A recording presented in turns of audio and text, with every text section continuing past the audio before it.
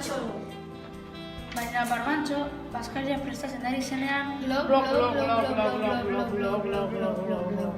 Eltxo aurra erori zen.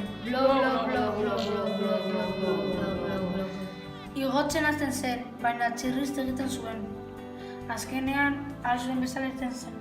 Baskari hartu eta astoaren belarra sartuta, mendira joan zen. Bidean, mutilatxo topatu zituen.